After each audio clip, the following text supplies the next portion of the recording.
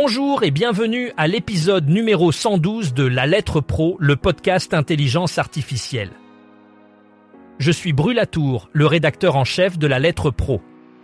Aujourd'hui, nous allons explorer l'actualité du jour avec des sujets variés allant des aventures poétiques sur France Culture à l'impact des podcasts au Canada. Voici les titres du jour. France Culture célèbre les fêtes avec poésie et aventure. RCF et Radio Notre-Dame couvrent la venue du pape. Aux États-Unis, la musique prend le pas sur les podcasts. Radio Campus Paris fête la fin d'année. Les radios en Pays de la Loire menacées par des coupes budgétaires. Les podcasts transforment le paysage médiatique canadien. France Inter récompensée aux étoiles de la radio. Radio Nova mise en avant à Toulouse. Et Radio Player introduit la synchronisation multi-appareils. Pour ce mois de décembre, France Culture nous invite à un voyage dans l'imaginaire avec deux collections spéciales, l'Instant Poésie, L'Enfance par cœur et des histoires merveilleuses, Sindbad le marin. Ces programmes sont conçus pour émerveiller petits et grands à travers des récits intemporels et des poèmes qui résonnent en chacun de nous. L'Enfance par cœur met en avant 20 poèmes classiques, lus par des comédiens et illustré par Mohamed Elali, avec des commentaires de Mathilde Wagman. Diffusé du 2 au 27 décembre à 21h30, ces poèmes sont également partagés sur Instagram. Sindbad le marin, adapté par Pauline Timonier, sera diffusé du 23 au 27 décembre, à 21h35, avec une bande originale de Vincent Mougel. Les épisodes seront disponibles en avant-première dès le 11 décembre sur demande et sur franceculture.fr. Radio France continue de s'engager pour les jeunes publics avec plus de 150 millions de podcasts jeunesse téléchargés depuis 2018, offrant une riche palette de contenus éducatifs et divertissants. RCF et Radio Notre-Dame se préparent à couvrir un événement historique en Corse. La venue du pape François le 15 décembre 2024. Cet événement sans précédent devrait attirer plus de 100 000 visiteurs sur l'île. Pour permettre aux auditeurs de suivre cet événement de près, les deux stations proposeront des émissions spéciales du 13 au 16 décembre. L'arrivée du pape représente une étape importante pour l'Église locale et pour la population corse, où la foi et la religiosité jouent un rôle central. Le pape abordera des thèmes comme la piété populaire et le dialogue entre tradition locale et laïcité. Dès le 13 décembre, RCF et Radio Notre-Dame offriront une programmation variée, comprenant des émissions en direct, des dossiers thématiques et des entretiens avec des invités prestigieux, tels que le cardinal François Bustillo. Le point culminant sera la retransmission en direct de la messe célébrée par le pape le 15 décembre, un moment fort pour les fidèles. Aux États-Unis, la musique continue de dominer les habitudes d'écoute audio quotidienne. Selon les dernières statistiques, 74% du temps d'écoute audio des personnes âgées de 13 ans et plus est consacré à la musique malgré la croissance en popularité des podcasts et autres contenus parlés. Ce chiffre met en lumière l'importance persistante de la musique dans la vie des auditeurs, soutenue par la richesse des catalogues disponibles sur de nombreuses plateformes. Les auditeurs américains privilégient la musique pour accompagner leurs activités quotidiennes, ce qui souligne son rôle central et indéfectible dans l'audio quotidien. L'attrait pour la musique reste donc puissant, malgré la montée en puissance des podcasts qui offrent des contenus variés et attractifs.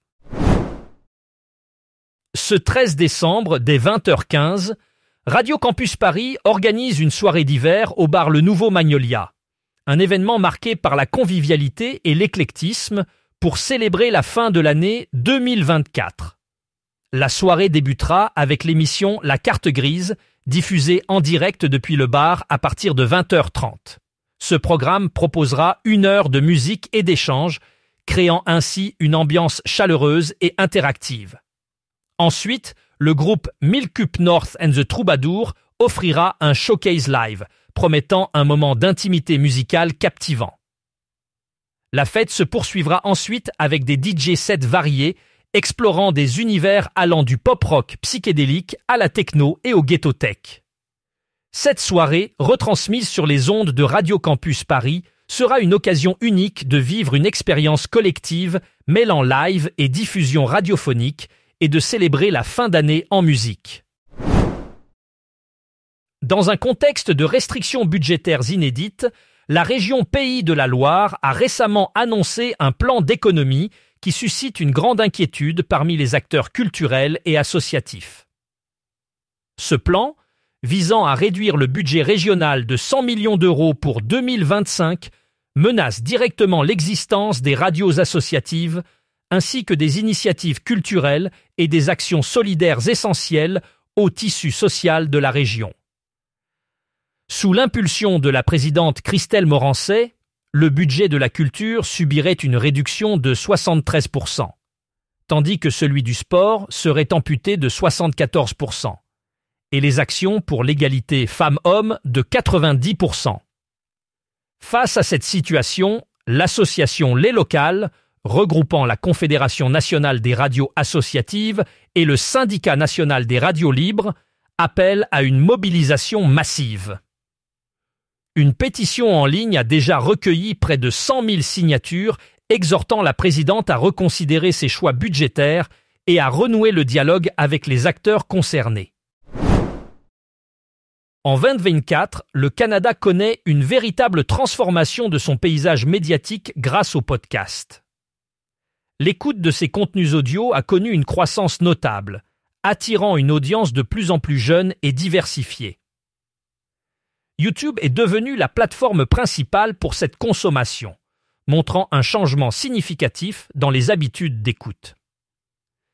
Cette évolution ouvre de nouvelles perspectives, tant pour les créateurs que pour les annonceurs, qui voient dans cette tendance une opportunité de toucher un public plus large et varié.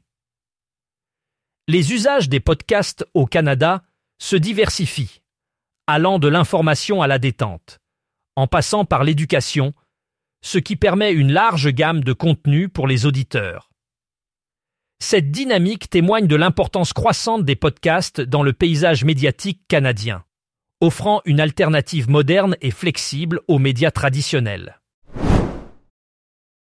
Lors de la 7e édition du salon Innov Audio Paris, qui s'est tenue le 27 novembre 2024, l'Association pour le contrôle de la diffusion des médias a décerné à France Inter l'étoile de la Constance dans le succès 2024. C'est la 2e année consécutive que France Inter reçoit cette prestigieuse distinction. Ce prix récompense la station pour sa forte progression dans la diffusion numérique en France, que ce soit au cours de l'année écoulée ou sur les 5 dernières années. Cette reconnaissance souligne l'engagement de France Inter à s'adapter aux nouveaux modes de consommation numérique et à élargir son audience en ligne, tout en maintenant une qualité de contenu exceptionnelle. Félicitations à France Inter pour cette réussite continue dans le paysage médiatique numérique français. Radio Nova a été sélectionné pour diffuser à Toulouse sur la fréquence 89,7, suite à l'appel à candidature lancé par l'Autorité de régulation de la communication audiovisuelle et numérique le 28 février 2024. Cette nouvelle fréquence représente la 32e de la station, marquant une étape significative dans son expansion. L'objectif de Radio Nova est de partager son grand mix unique avec le public du sud-ouest de la France. La station prévoit de commencer à diffuser ses programmes dans les prochains mois, renforçant ainsi sa présence nationale. Cette avancée souligne l'ambition de Radio Nova de toucher une audience plus large et de diversifier son offre musicale dans cette région dynamique. Avec cette nouvelle implantation, Radio Nova continue de s'affirmer comme un acteur majeur de la scène radiophonique française, apportant sa touche distinctive et éclectique à Toulouse. Radio Player a récemment dévoilé une mise à jour révolutionnaire de son écosystème d'applications, offrant une expérience d'écoute enrichie pour les utilisateurs de radio et de podcast. Grâce à la synchronisation multi-appareils, les auditeurs peuvent désormais passer sans interruption d'un appareil à un autre. Que ce soit sur les tableaux de bord des voitures, les smartphones ou les téléviseurs connectés, cette fonctionnalité promet de transformer l'écoute audio en offrant une flexibilité inédite. Cette avancée technologique s'inscrit dans la volonté de Radio Player d'améliorer continuellement l'expérience utilisateur en intégrant les dernières innovations numériques. Pour découvrir tous les détails de cette mise à jour et explorer l'ensemble des fonctionnalités proposées, rendez-vous sur notre site lalettre.pro. Merci d'avoir écouté cet épisode de La Lettre Pro, le podcast Intelligence Artificielle. Pour plus d'informations sur ces sujets et bien d'autres, n'hésitez pas à visiter notre site lalettre.pro. Vous pouvez également vous abonner à notre newsletter quotidienne pour rester informé de l'actualité de la radio et des podcasts. À demain pour un nouvel épisode.